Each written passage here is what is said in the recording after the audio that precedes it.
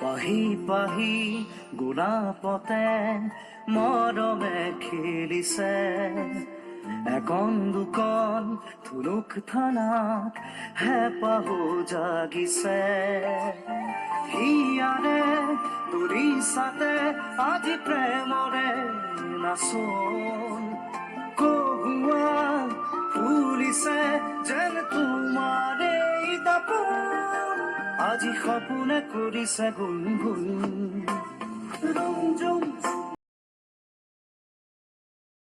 Hello' everyone, পূৰবী ভ্লগৰ আন এটা ভিডিঅ'লৈ আপোনালোক সকলোকে পুনৰবাৰ স্বাগতম জনাইছোঁ আৰু আশা কৰোঁ আপোনালোক সকলো ভালে আছে আৰু সৰু সৰু মমেণ্টবোৰ এনজয় কৰি আছে।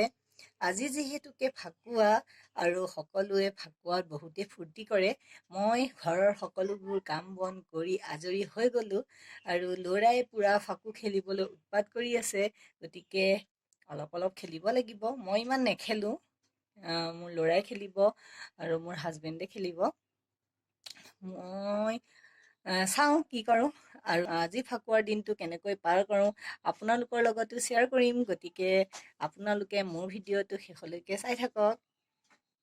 মই ভিডিঅ'টো এতিয়াৰ পৰা ষ্টাৰ্ট কৰিছোঁ আৰু মোৰ ভিডিঅ'টো চাই কেনে পাই মোক কমেণ্ট কৰি জনাব আৰু যদি ভাল লাগে তেনেহ'লে লাইক কৰিব, শ্বেয়াৰ কৰিব, ছাবস্ক্ৰাইব কৰিব আৰু লগতে থকা বেলটো টিপি অল কৰি থ'ব যাতে মোৰ আহি থকা সকলোবোৰ ভিডিঅ' পোনপ্ৰথমে আপোনালোকে পায়। হেপী হোলি। হেপী হোলি। তুমি এতিয়া হোলি খেলিব নে নেখেলা? কোনো আমাৰ ড'জবিলাক ওলোৱাই নাই ন? ড'জবিলাকে খাই বৈ ল'ব, আজৰি হৈ ল'ব, তাৰপিছতহে ওলাব। তুমি অকণমান দেৰিকৈ খেলিবলৈ যাবা। কেনেকুৱা লাগিব খেলি পেলাই আজি? ভাল লাগিব। কিমান খেলিবা? হয় নেকি? অ' হয় নেকি? তোমাৰ দেখোন গাটো দেখোন গৰম গৰম লাগিছে দেখোন। গাটো দেখোন গৰম গৰম লাগিছে। জ্বৰ নেকি?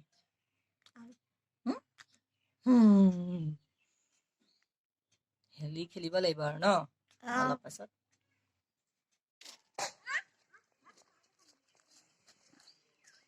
খান ইটোৱে সিটো খান এতিয়া ফটো কপি উঠাম ৰ লাইনত ৰ আটাইকেইটা। ঐ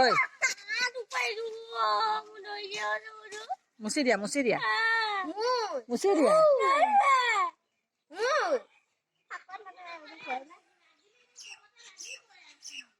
মুচি দিয়া।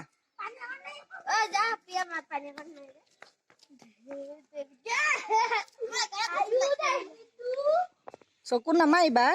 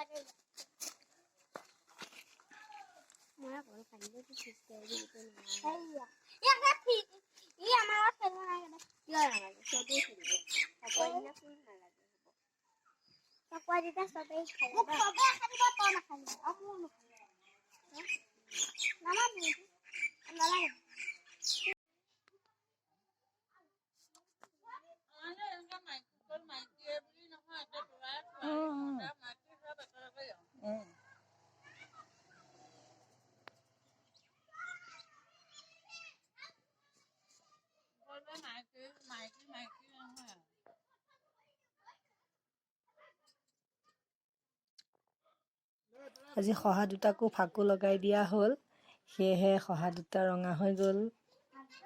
ধুনীয়া লাগিছে, ধুনীয়াকৈ দুইটাই খেলি আছে।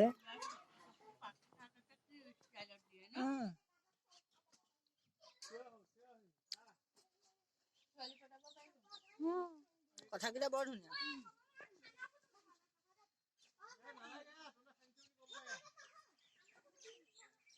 এই ভয়তে মই এই ভয়তে মৰি যাব ভয়তে মৰি যাব তাক যে সানিবলৈ নিদিলে সেইকাৰণে তাক উঠাই লৈ গৈছে পুৰা।